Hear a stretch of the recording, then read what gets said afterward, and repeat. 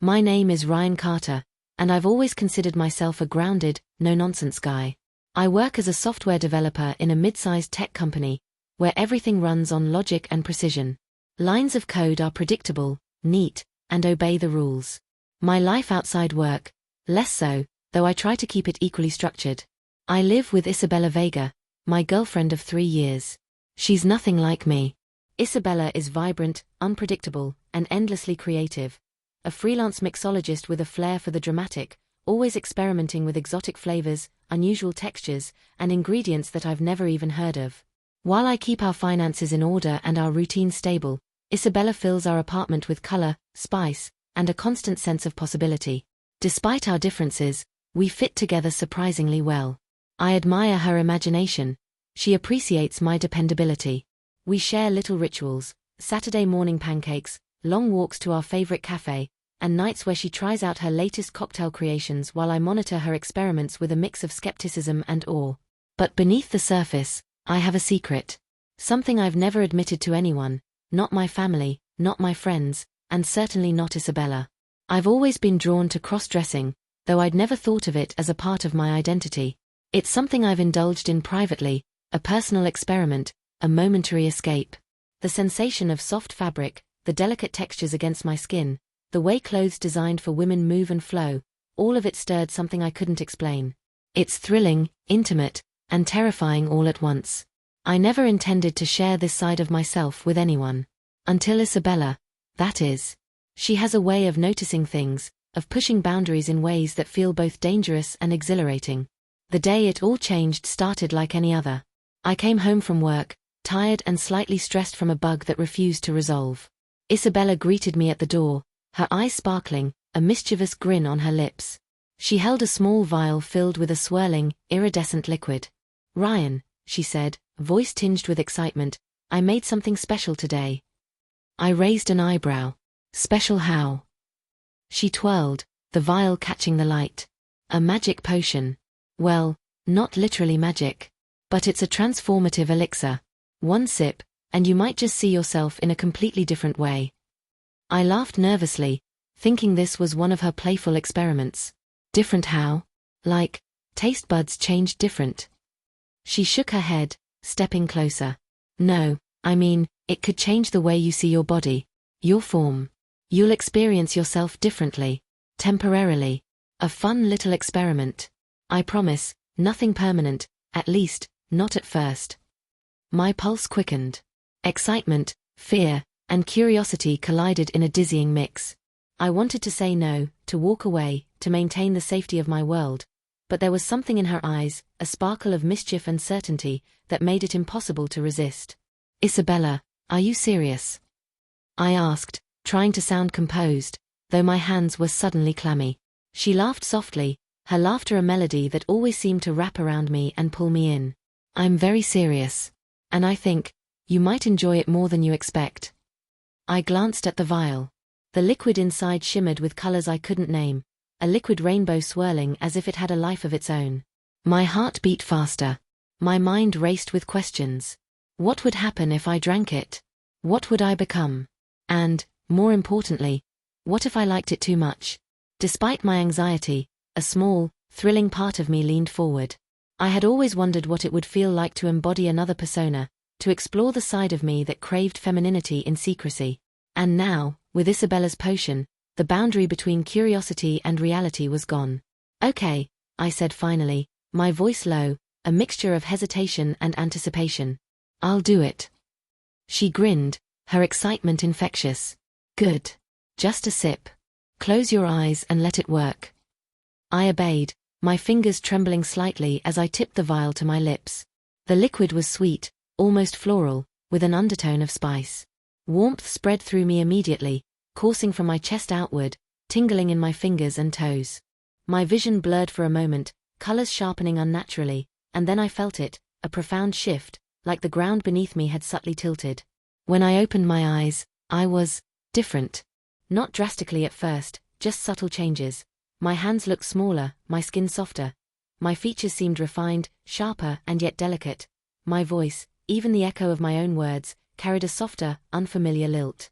I stumbled slightly, catching myself on the edge of the couch, both exhilarated and terrified.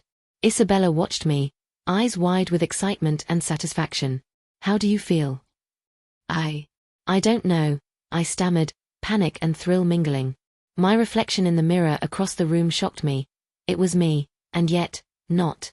A delicate, softer version, almost feminine in every curve and angle.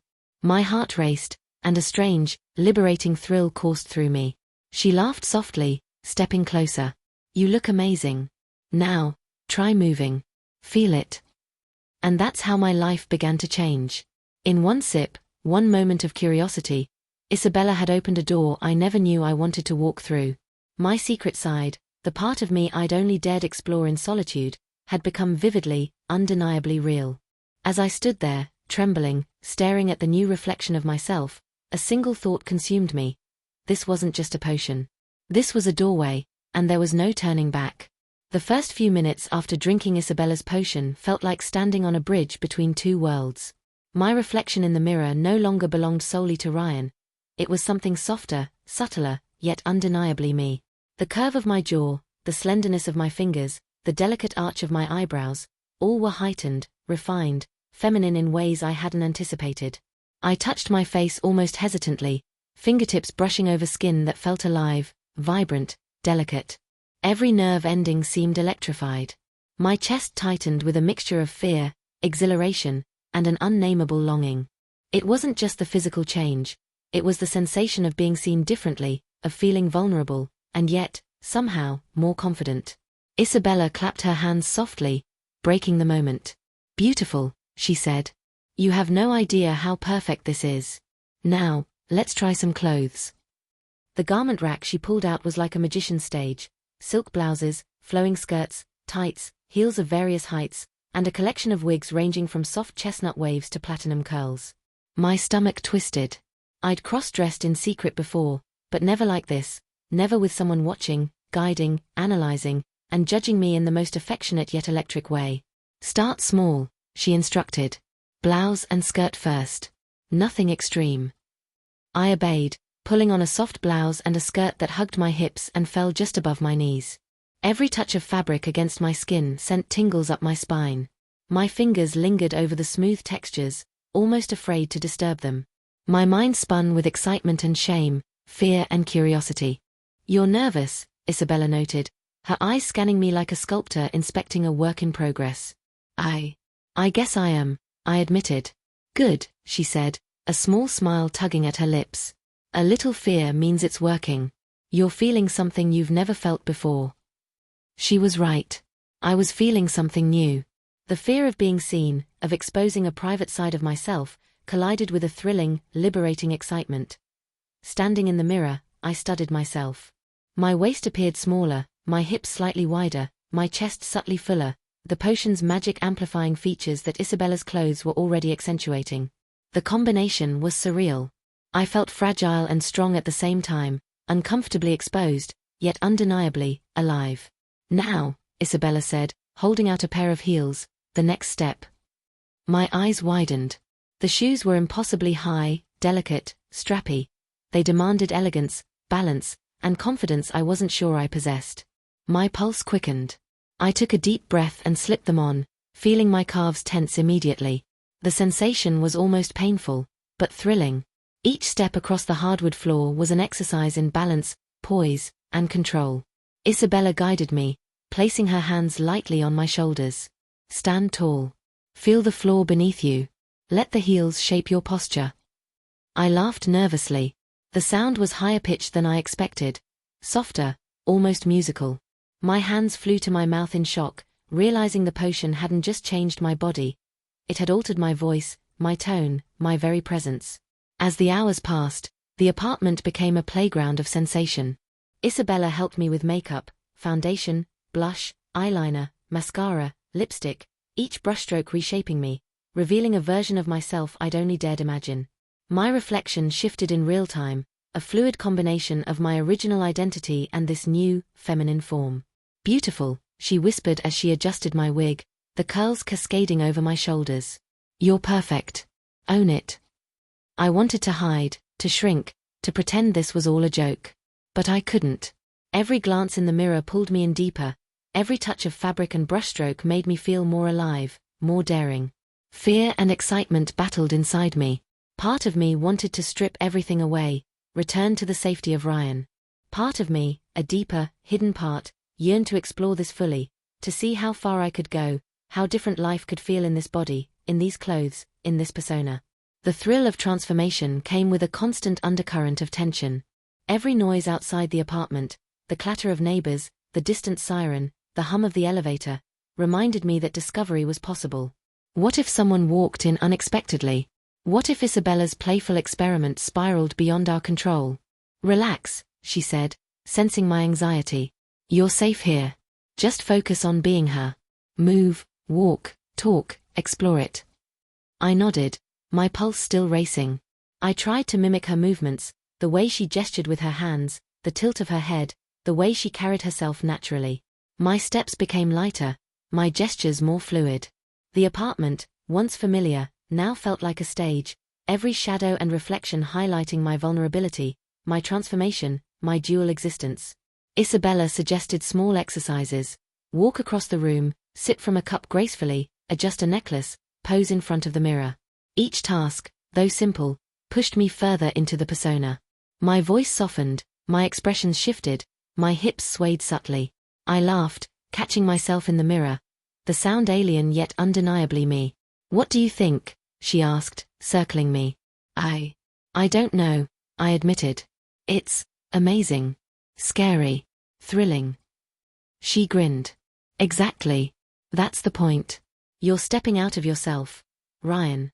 Let yourself feel it.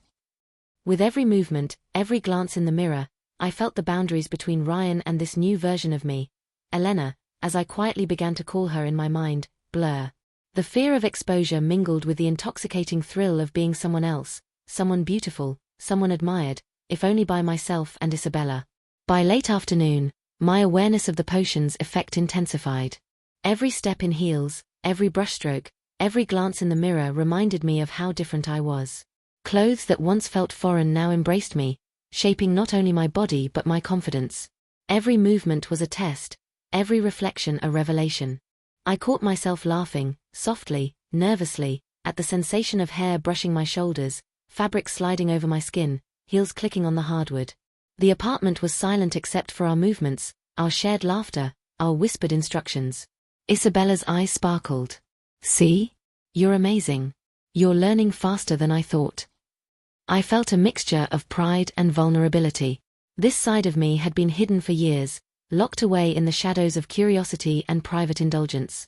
Now, it was alive, tangible, undeniable. The potion had unlocked something beyond mere physical change. It had touched my psyche, forcing me to confront desires, fears, and thrills I hadn't allowed myself to explore. As evening approached, Isabella suggested a small experiment outside our apartment. A walk to the corner cafe, just a few blocks. My heart pounded. Public exposure, even minor, felt like stepping off a cliff. The thought of someone seeing me, fully transformed, wearing her clothes, walking in heels, was terrifying. Yet part of me longed for it, to test the boundaries of this new identity. We stepped into the hallway.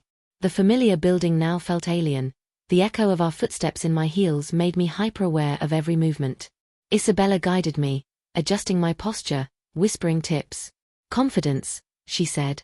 Even if you feel scared, confidence is key. I nodded, swallowing hard, heart racing. Outside, the world waited, bright, busy, ordinary, yet full of potential witnesses. Every glance from neighbors, every shadow on the pavement, every reflection in the cafe window felt like a test.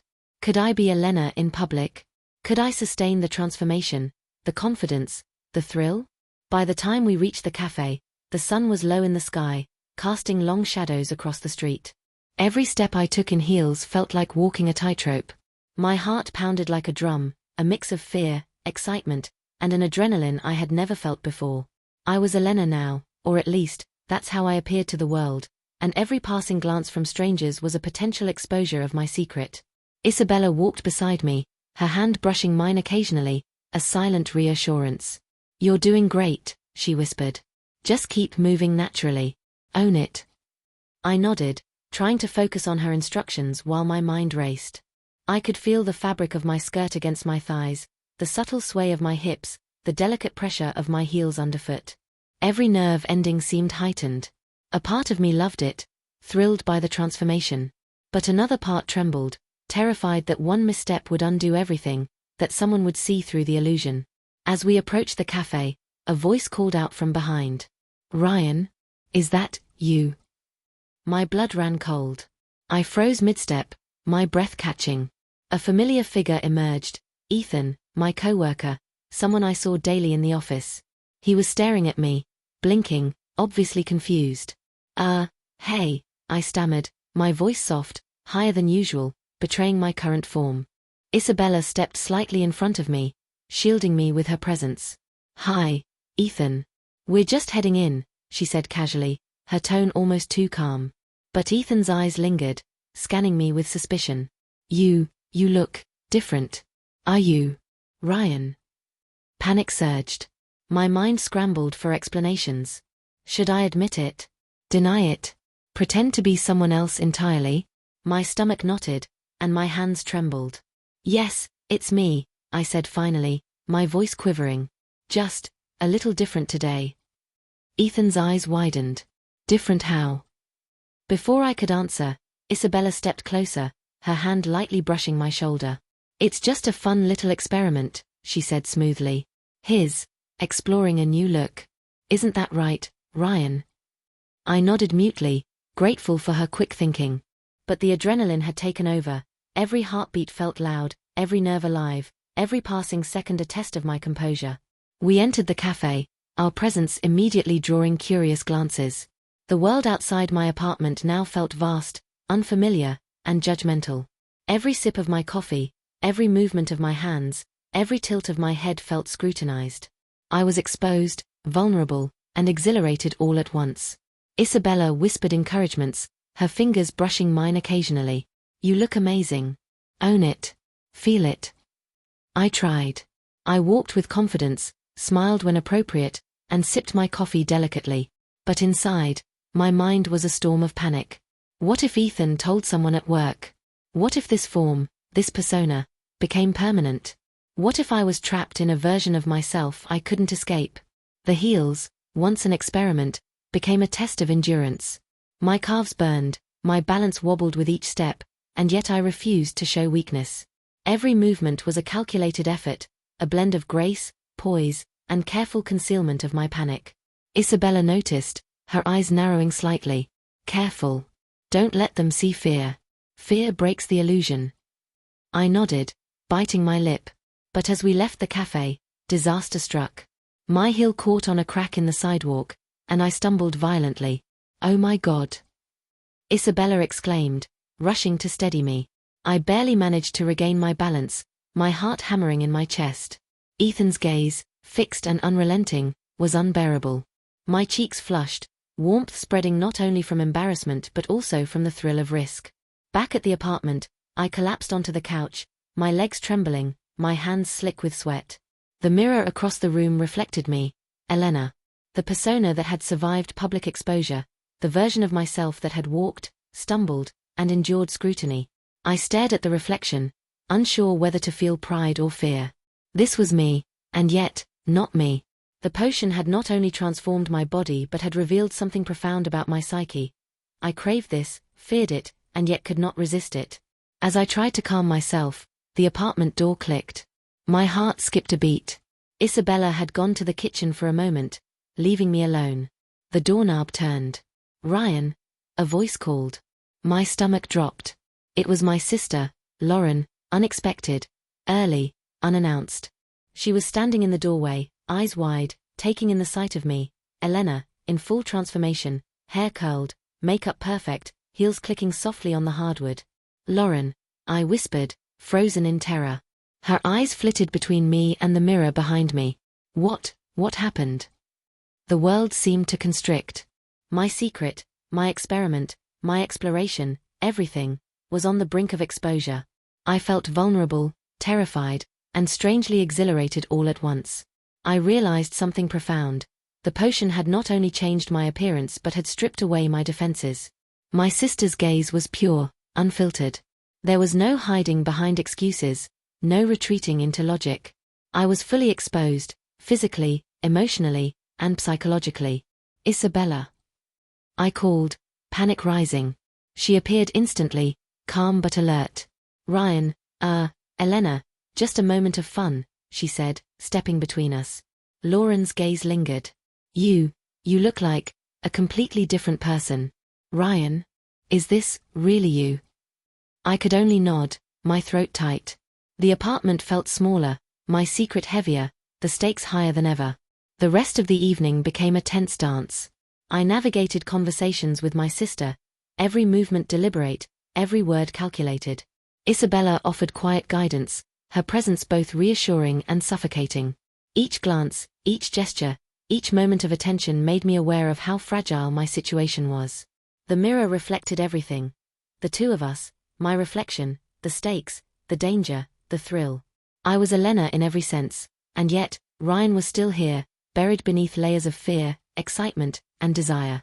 Just as I began to think we had survived, Lauren's hand reached for the mirror, fingertips brushing the edge. This is amazing, she whispered. But, how long can this last? Is it permanent? The words echoed in my mind. I felt a chill.